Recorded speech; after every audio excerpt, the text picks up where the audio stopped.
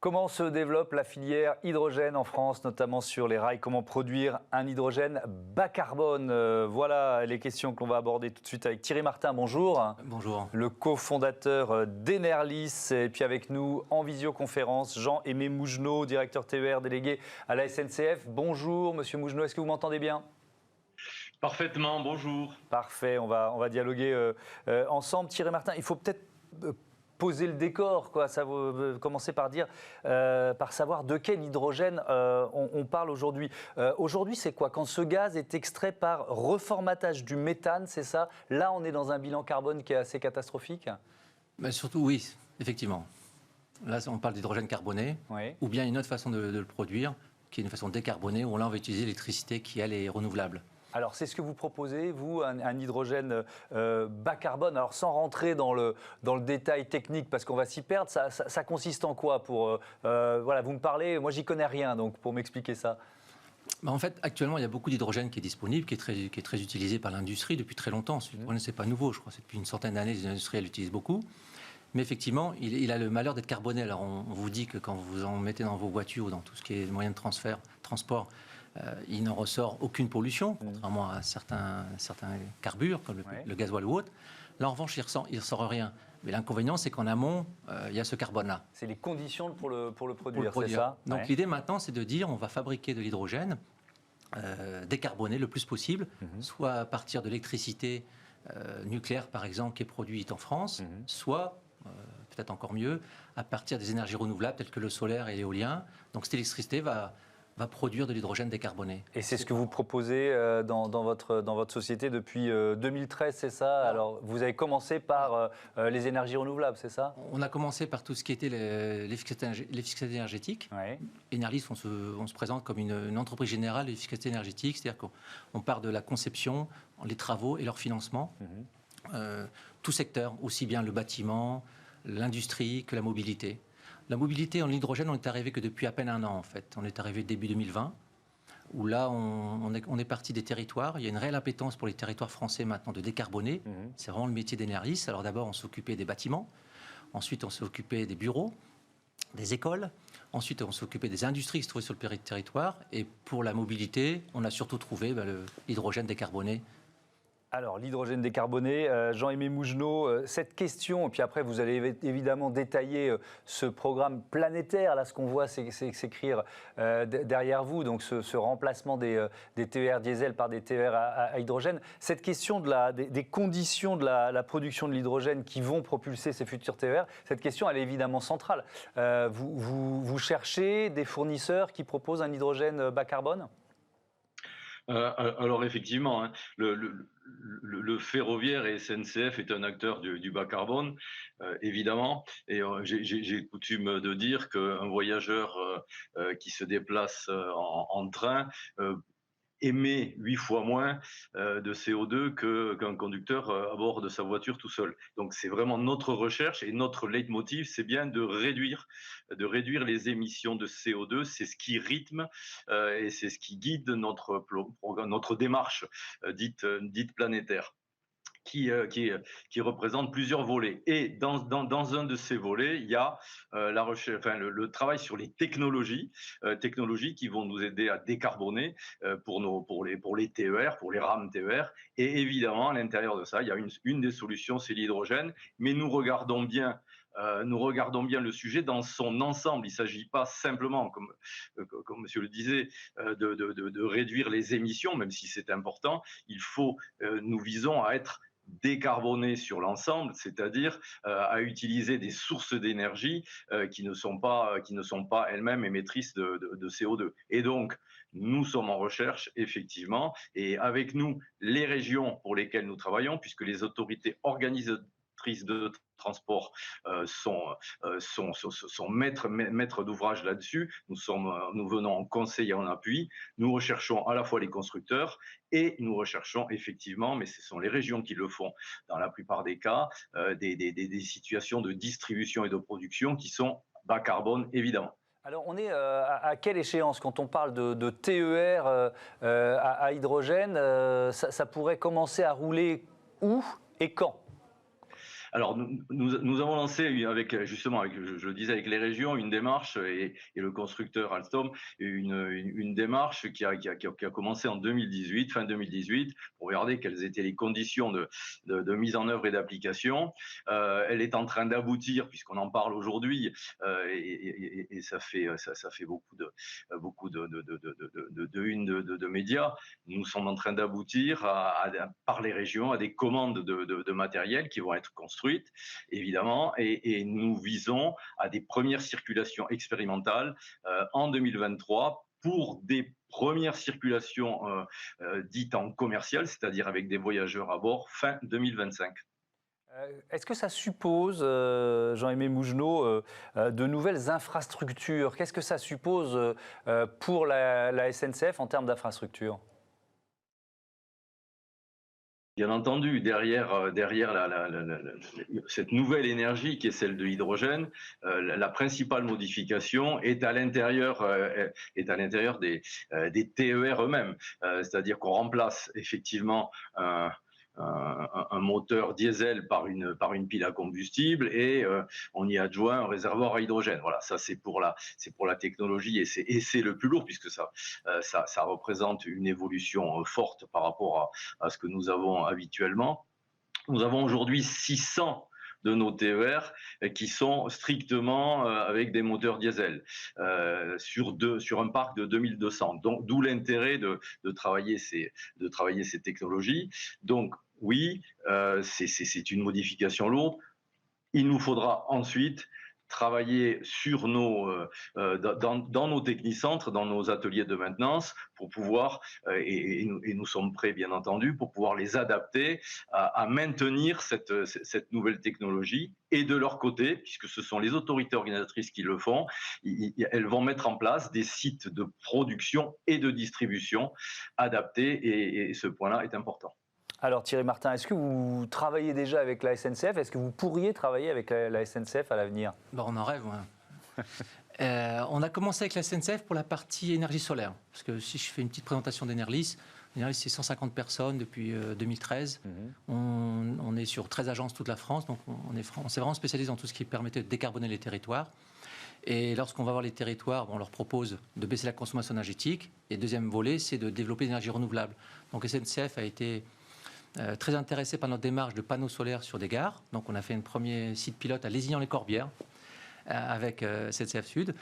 Et l'idée après, c'est de développer de plus en plus d'énergie renouvelable. Et après, bien entendu, si SNCF était intéressé, pourquoi pas fabriquer avec eux des champs solaires qui permettront de fabriquer l'hydrogène.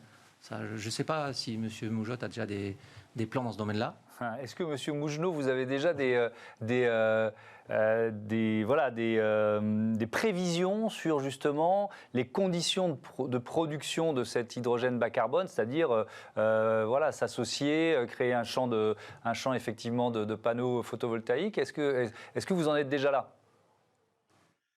Bien entendu, et d'ailleurs c'est le fruit de nos travaux que j'évoquais tout à l'heure. Nous recherchons effectivement un hydrogène, mais un hydrogène vert évidemment.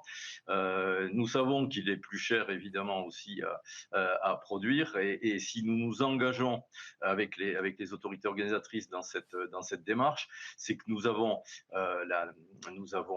vraiment confiance dans les perspectives que donnent les nouveaux sites de production et les nouvelles technologies, et ce que développe Monsieur Martin fait partie effectivement des solutions que nous pourrons à un moment donné mettre en œuvre.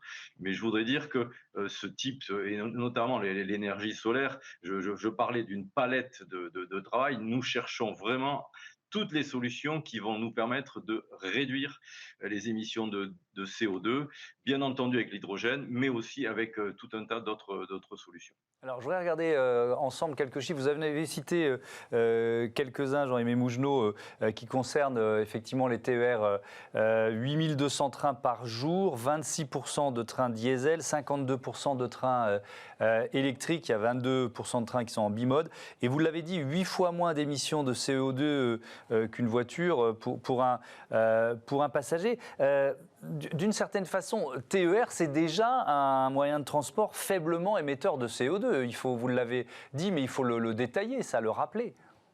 Bien entendu, c'est un peu dans notre ADN, hein, le bas carbone en fait partie. L'économie de l'énergie fait partie de l'histoire de la SNCF.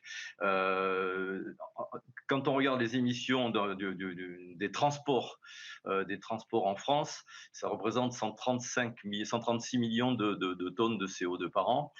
TER ne représente que 0,5%, c'est-à-dire à peu près, hein, en arrondissant, 700 000 tonnes de CO2 par an. Voilà, on peut se dire que c'est pas beaucoup. Nous, bien entendu, avec les régions, on se dit que c'est beaucoup trop. Et quand les moteurs diesel représentent 60% des émissions, d'où notre intérêt pour toutes les solutions technologiques qui vont nous aider à réduire, à réduire les émissions de CO2.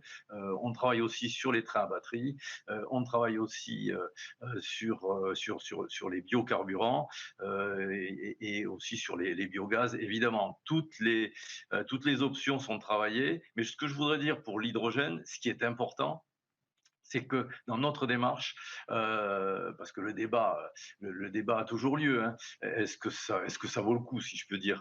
Oui, pour la démarche que nous mettons en œuvre, nous avons choisi, enfin 4 régions se sont positionnées, et les 4 régions qui se sont positionnées, Auvergne-Rhône-Alpes, Grand Est,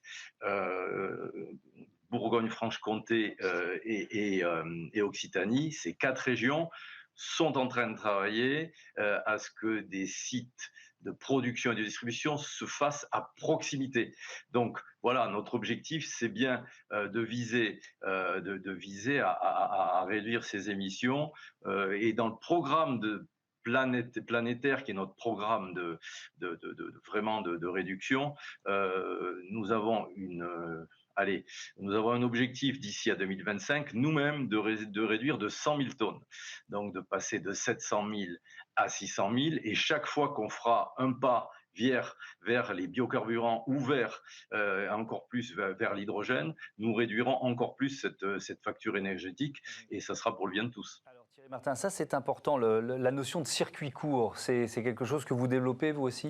Exactement, M. Mougenot l'a parfaitement démontré. Dans le coût de l'hydrogène, il peut y avoir plus de la moitié qui sont des coûts de distribution. C'est-à-dire qu'on va le produire à un certain endroit. On ne peut pas non plus mettre des productions d'hydrogène dans le centre-ville, comme voudraient beaucoup de maires en ce moment. Il faut faire un peu attention quand même. Et puis, on s'aperçoit aussi que si on veut un prix, il faut massifier. Donc, des grosses unités de production. Qui dit grosse unité de production, dit distribution. Et là, vous pouvez perdre les économies d'échelle à cause de la distribution. Donc, nous, on fait bien attention à ça. Et moi, l'un des partenariats que je souhaiterais aussi proposer à la SNCF, c'est peut-être aussi d'utiliser chaque élection présidentielle, on parle du fret ferroviaire. Bon, c'est pas si simple à mettre en œuvre. Malheureusement, il y a encore beaucoup de camions sur les routes. Mais là, vu les coûts de distribution de l'hydrogène, peut-être qu'il y a quelque chose à faire en utilisant SNCF pour distribuer cet hydrogène. Parce que vous avez compris que si on produit à un endroit l'hydrogène et qu'on le livre à 100 ou 200 km et qu'il n'y a pas encore un camion hydrogène, mais c'est un camion à gasoil, il y a une petite rupture de chaîne, là, encore une fois. Donc, il faut faire un peu attention. Cohérent, effectivement. C'est ça. Ouais. Donc, on dit peut-être qu'avec SNCF, il y a un moyen de faire quelque chose de très intéressant. Parce que les maires sont très demandeurs d'installation, de centres de distribution de l'hydrogène, c'est ça? Oui, en caricaturant, je veux dire que chaque maire, maintenant, veut son centre pas seulement même de distribution, même de production. Parce que certaines régions discutent. Je n'ai jamais été autant appelé par les métropoles en ce moment, qui aiment bien notre façon un peu pragmatique, parce que là où certaines personnes parlent, les grands leaders français vous parlent d'hydrogène décarboné, d'hydrogène vert, mais en revanche, les grands leaders vont surtout sortir en quantité d'hydrogène décarboné en 2025, 2026, si tout va bien. Donc Enerlis est pratiquement le seul en France à pouvoir livrer des quantités assez conséquentes. Dès aujourd'hui. Dès aujourd'hui. Donc on est appelé par des maires, on leur dit nous on peut vous en distribuer pour vos bus, puisqu'on leur demande de décarboner. Mais en fait, finalement, la livraison de cet hydrogène vert va être le goulot d'étranglement, parce que vous pouvez acheter tous les bus que vous voulez qui roulent à l'hydrogène, mais si vous n'avez pas d'hydrogène à mettre dedans, vous allez être embêté. Donc nous, on est capable de sortir ça très très vite. Et les maires nous demandent, d'accord, vous m'en livrez, mais moi, je veux aussi en produire. On dit, attention, ça coûte cher et puis ça peut être dangereux si vous ne faites pas attention. Donc il faut des professionnels pour évidemment installer tout ça. Et je crois qu'il faut y aller step by step. Pareil, les gros leaders français n'ont pas la solution à tout. Et encore une fois, le côté pragmatique d'Enerlis, c'est d'assembler ce qui te fait mieux en France si c'est possible, bien sûr. mais après d'aller chercher ce qui se fait en Norvège, aux États-Unis, dans d'autres pays, pour pouvoir livrer des sites clés en main. On va commencer par livrer déjà de l'hydrogène. Il n'y a pas besoin non plus de grosses quantités. Les bus ne sont pas encore là. Ils arrivent bientôt, dans 2-3 ans, mais ils ne sont pas encore là, ainsi que les trains dont parlait monsieur. Ensuite, on va commencer à parler de stations de distribution pour pouvoir acheminer l'hydrogène que nous allons fabriquer. Et troisièmement, on va dire effectivement aux régions, on va vous aider maintenant à en produire, en mettant des champs solaires, en mettant différentes choses en place. Le plan hydrogène, il y a une volonté du gouvernement de créer une filière hydrogène en France. Vous pensez qu'il avance suffisamment vite? Qu'est-ce qui vous manque dans ce plan, vous? En fait, je dirais que c'est l'histoire d'avoir à la fois des bus disponibles et à la fois de l'hydrogène disponible. T'entends, c'est un peu l'histoire de la poule et de l'œuf, mais on a du mal à avoir les deux en même temps. Une grosse quantité, mais oui, si moi je produis beaucoup d'hydrogène demain et que personne ne me l'achète, je ne serai pas avancé. Même chose pour les bus, si les maires achètent, ou les collectivités achètent des bus et qu'il n'y a pas d'hydrogène dedans, ça va être embêté. Moi, je trouve que le plan fait par le président Macron est excellent. Entre nous, on n'a jamais autant parlé d'hydrogène que depuis qu'on parle de batterie électrique. Pourquoi, à mon avis? Parce que les gens se sont aperçus que les batteries électriques, ce n'était pas la panacée. Je ne sais pas si vous avez une voiture électrique. Bon, on a un peu acheté chez Enerlis. Lorsque vous achetez une voiture électrique qui est donnée pour 500 km d'autonomie et qu'au bout de 200-250 km, vous commencez à sentir la fin de la batterie, vous comprenez que l'hydrogène a un réel essor. Alors au début... En fait, l'hydrogène répond aux inconvénients de la batterie, si je peux me permettre. Peut-être que M. Mougenot nous donnera son avis.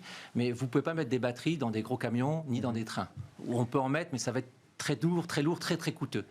C'est une énergie qui est... Où est-elle le mieux adaptée pour vous? Pour quel moyen de transport? Alors d'abord, on a commencé par en parler pour les moyens lourds, pour la mobilité lourde. Nous, on est en contact avec beaucoup de ports français qui sont très demandeurs pour ça, pour les bateaux. Effectivement, pour les bus... Et là, maintenant, on voit bien que ça démarre dans les régions avec les trains aussi. Donc, cette grosse mobilité, qui, quelque part, est un peu incompatible avec des batteries électriques. Vous avez vu, il y a un Tesla du camion qui s'est voulu se lancer à la bourse américaine et qui va de catastrophe en catastrophe. Donc, on dit, voilà, les batteries, c'est superbe, mais ça ne marche pas pour la grosse mobilité. Donc, l'hydrogène.